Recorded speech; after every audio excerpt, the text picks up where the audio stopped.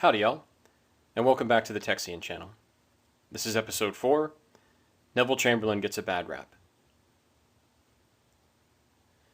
So way back in episode 0, I promised random history videos as a part of this channel.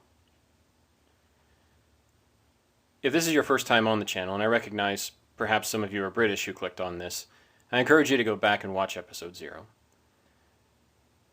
I kind of talk about why this channel exists and why I make videos like this. And when it comes to history, I'm fascinated by these stories of people that are villainized when they shouldn't be, events that are canonized or lionized when they shouldn't be, or not lionized when they should be, or just esoteric bits of history that people don't know that I think are really cool and that I like to share and talk about. I love doing counterfactuals, talking about things that didn't happen but might have if history had been different.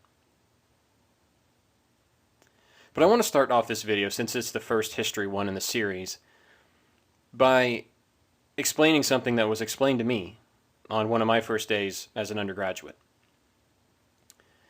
When we think about historical figures, it's essential to remember that they are real people who were making real decisions in real time, and they didn't know the future.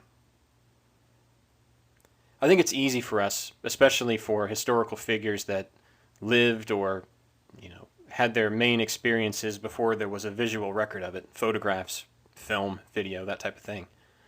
I think it's easy for us, or for a lot of people, to kind of imagine them as almost fictional characters. That it's almost like the history books that are, nonfiction about their lives are actually fiction to a lot of people. They realize that they were real, but they can't quite make the connection that they're human beings. They were flawed, as we all are. We all have foibles, every one of us.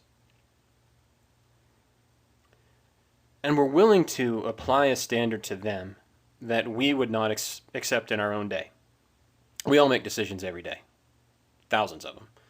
Trillions of decisions are made around the planet every single day. And they're made without any knowledge of the future. They have to be, right?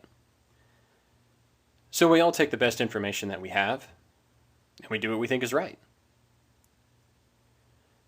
How do you feel when months later, years later, somebody comes up to you and says, "How could you have been so stupid? How could you have made such a dumb decision? It was obvious you shouldn't have done that." And you think to yourself, well, you weren't there. You don't know what was going through my mind when I made that call. You didn't know what information I had. And of course, I didn't know that this was going to happen. If I did know that, I would have done something different. We'd get indignant. But for historical figures, we're happy to do that to them. We're happy to kind of think of them as people that we can just judge in ways that we wouldn't accept being judged.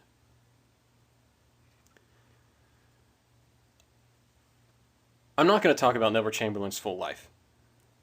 If you want to learn more about that, his Wikipedia page is actually pretty good, but there's plenty of biographies and things you can read. I want to focus on his time in the British government in the 1930s. So that's really what he's known for. And of course, history really, unfortunately, really only remembers him for the 1938 Munich conference, where he supposedly was an appeaser to Hitler and got outmaneuvered and made into a fool. In fact, there's a funny story. Well, it's not really funny, I suppose, but after the conference was over, Chamberlain asked Hitler for a private meeting, basically, in one of Hitler's rooms. And Chamberlain wrote out on a piece of paper something to the effect of this, document. Of course, it was separate from the piece of paper that he held up as he got off the plane. It was a small piece of paper, and it basically said, "This document certifies that Britain and Germany are committed to peaceful relations going forward." Chamberlain signed it. Hitler signed it. Chamberlain left the room to get on his plane and go back to Britain. And Ribbentrop, or one of Hitler's aides, came up to him and said, "Why did you sign that? Why did you do that?" And Hitler just laughed at him and said, "It's a piece of paper. It doesn't mean anything. Don't worry about it." Chamberlain, for his part, put that piece of paper in his breastcoat pocket, and he tapped it and he exclaimed to anybody who would listen, "I've got it." And this is kind of used to make a fool out of him and say, see how dumb he was? He actually believed Hitler would keep his word. But I think when he said that, it was something different. I think when he said that, he thought he had averted a catastrophe. Or at the very least, bought some time where that catastrophe could be averted. He genuinely wanted to avoid war.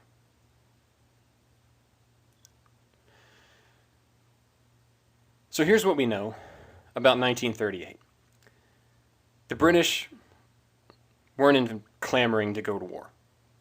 It's not like they were keen on getting back into the trenches. The First World War was casting a long shadow over the peoples of Europe. In fact, I plan on doing a video about it, or another video about it, talking about how 1914 was so terrible and the trauma that that war was. And as an American, I don't think we can fully grasp it.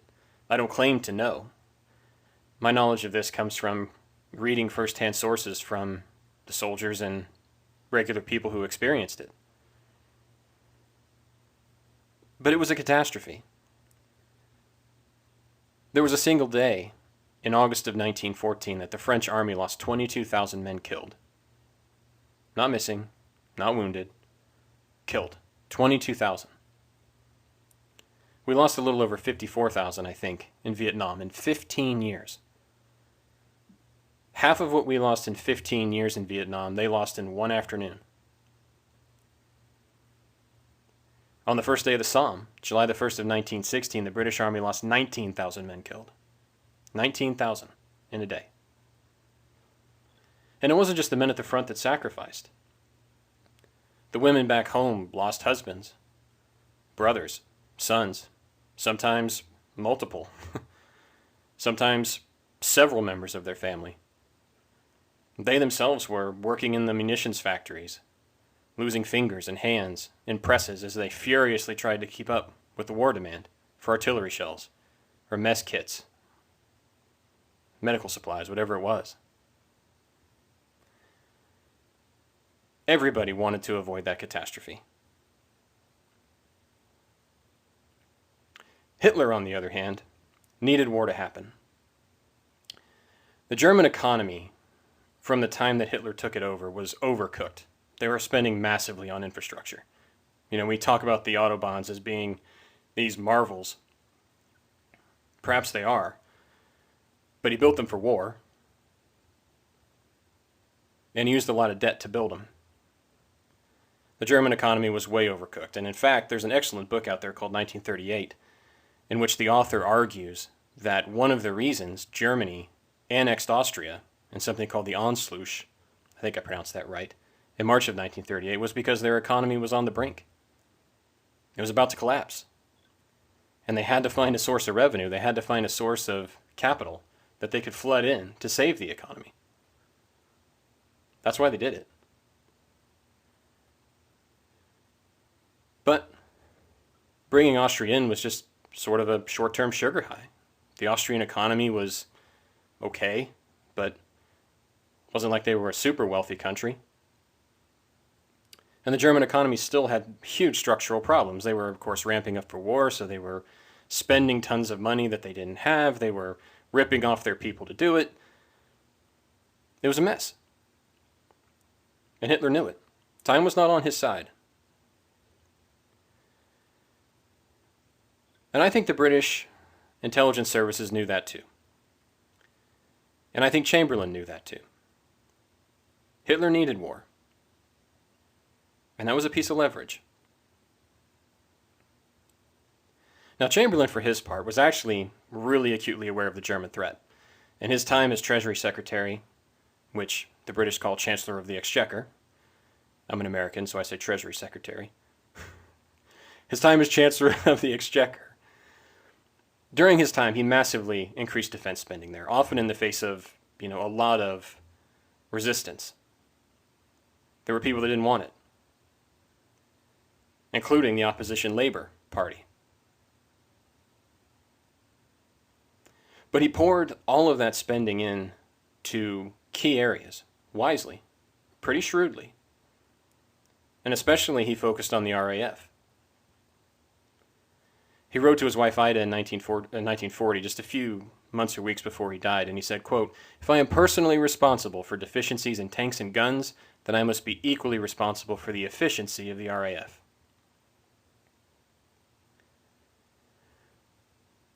He laid the groundwork. He oversaw 13 expansions of fighter squadrons, 13. He approved construction of aircraft factories. He was instrumental in the development of the Merlin engine. He kept funding to that. And he also insisted on single-seater fighters. Churchill, who was a part of the government too at the time, didn't agree. He wanted side-by-side fighters, with 2 people in them. The British actually built some of those, and they were terrible during the war. They're death traps. It was the insistence of Chamberlain to go after those single-seater fighters that led to the development of the Spitfire and a radar. And as I said, Labour was not on board with a lot of this. Their leader at the time, a man named Arthur Greenwood, said that increasing defense spending would be scaremongering and disgraceful, as if it was going to antagonize the Germans to do something that they wouldn't otherwise do. Who was the buffoon? Far from being a tactical moron, Chamberlain actually pushed for some very healthy changes to defense policy. At the time, the British had something called the Trenchard Doctrine, which is sort of the first concept of mutually assured destruction. And the idea was that fleets of bombers would fly from Britain and retaliate against any continental army that had attacked them, or continental force that attacked them. And that the threat of having these fleets of British bombers flying over their land would be enough to dissuade the Germans or anybody else from launching any kind of attack. Chamberlain saw right through that. Fighter technology was advancing rapidly. They were getting faster. They had a longer range than they ever had before. Developments were going at, light speed for the time. Radar was coming along. There were a whole number of reasons why that wouldn't work. Those bombers would have been shot out of the sky. It would have been a catastrophe. Chamberlain recognized that. And he pushed for the change that was necessary. Now, another thing that he knew in 1938 was that Britain wasn't ready to go to war. They didn't want to. The people didn't. But they also weren't ready. That March of 1938, British military chiefs reported that the military couldn't save Czechoslovakia from a German invasion. If it happened, the military could not stop it. Not a very good bargaining position, is it, when you're trying to save Czechoslovakia from invasion? His own military was telling him it was an impossibility. They could do nothing. In fact, right before he got on the plane to go to Munich, a man named Sir Charles Bruce Gardner wrote him a letter. Charles Bruce Gardner was someone that oversaw the manufacturing of aircraft. He was kind of the head of the union that represented the organizations that did that. And he bluntly stated that if war broke out, the British Isles would not be defended. The Germans would overwhelm them. They didn't have enough planes. They didn't have enough pilots. They didn't have enough engines. They weren't ready to fight. So as he's flying to Munich, his own military is telling him, we can't fight.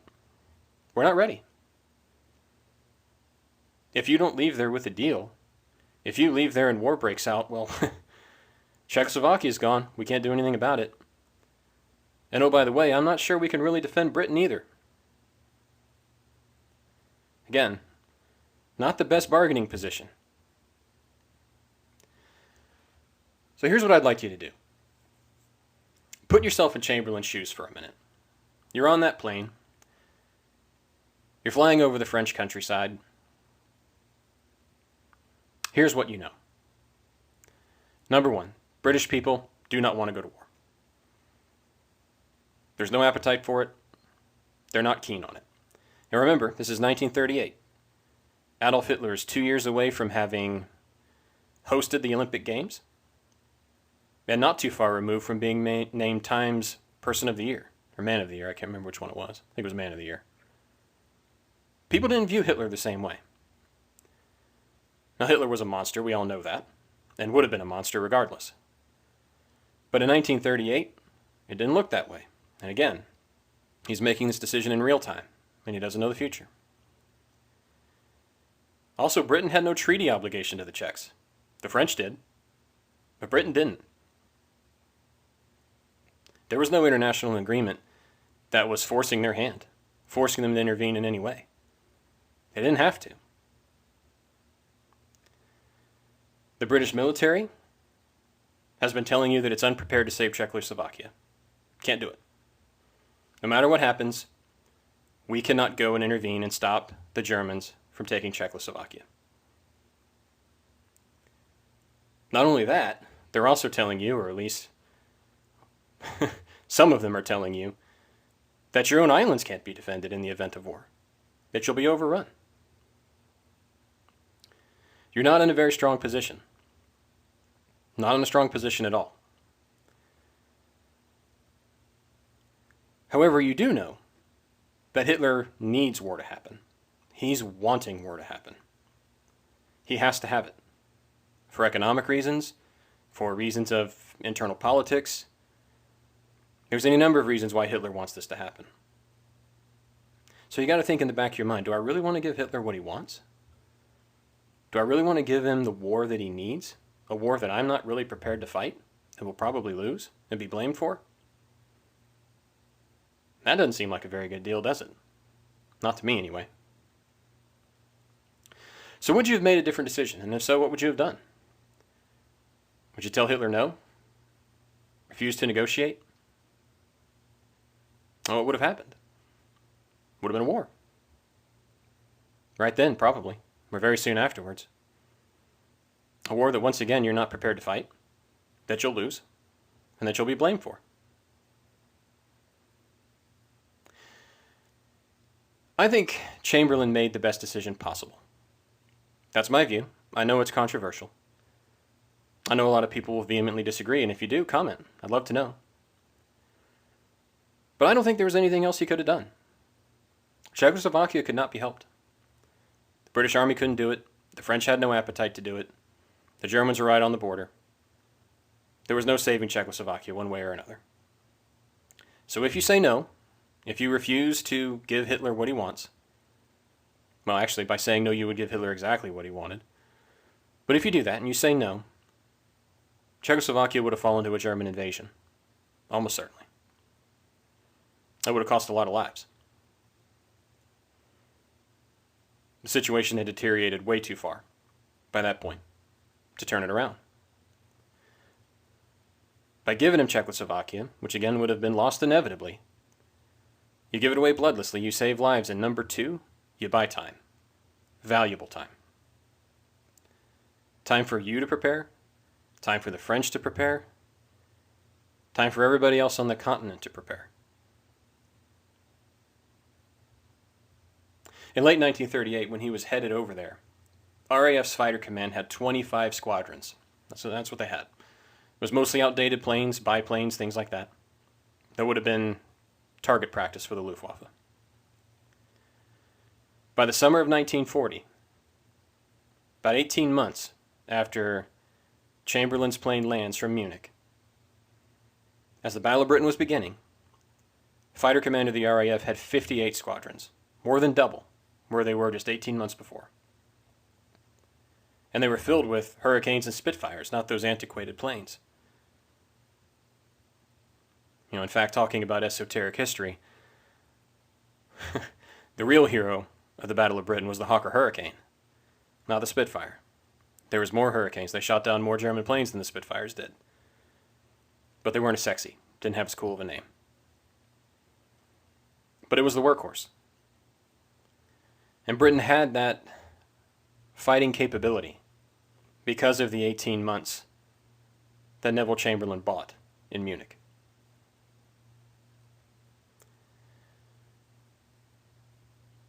I think the decision Chamberlain made was really the only one he could have made. It bought time for the RAF to prepare. His appeasement and it was, of Hitler in the short term led directly to his defeat in the long term. If war had broken out in 1938, Chamberlain, Britain, probably, and Churchill might have been made prime minister at the time, who knows, it's counterfactual, but there's every chance to believe that Britain would have probably had to surrender, as the French did. They weren't ready to fight. Their own military leadership was telling them that. So what would have happened if we had Vichy Britain? A collaboratist government in London working with Hitler. I mean, the whole future of the war is different, obviously. But it certainly would have made the defeat of Hitler far more difficult. We wouldn't have had that jumping off point for the invasion, or for our bombers to fly. There wouldn't have been any bombing of Germany from Britain for the period before the invasion. That crippled their industry, or they crippled it. It certainly hurt it, though. Set it back. We had the place to take off from. I say we. The Allies had the place to take off from because the RAF won the Battle of Britain. And they won the Battle of Britain because of the decisions and the actions taken by Neville Chamberlain. I love this quote. Dennis Webb, he was a manager of one of the Spitfire factories, basically ran one of the factories that made the planes. He said, quote, "Chamberlain's despised scrap of paper gave us a good return," end quote. It's classic British understatement, but I think it's undoubtedly true. Those 18 months were critical. Those 18 months were essential to saving Britain and thereby saving the Allied war effort. That's my view of it. I think Neville Chamberlain deserves better from history. I think he deserves to be remembered as somebody that took wise and prudent steps in the run-up to war that gave Britain a chance to win, and by extension, gave the free world a chance to win. Without his vision, without his defense spending, without his insistence on bolstering the RAF, changing policy, investing in new fighter technology and radar, there's no telling what would have happened. Been entirely different, and certainly could have led to Britain's defeat. Chamberlain laid the groundwork, and we should remember him for that, rather than a despised scrap of paper. That's my view. I welcome yours. Thank you so much for listening. It's always my pleasure to talk to you. Always my pleasure to bring these things up and have the debate. If you like this video, please give it a like. Of course, comment if you disagree or have a different perspective. I'd love to hear it. If you thought this was interesting, share it with a friend. And if you're so inclined, subscribe to the channel. I'd really appreciate it. Until next time, thank you so much for listening. God bless.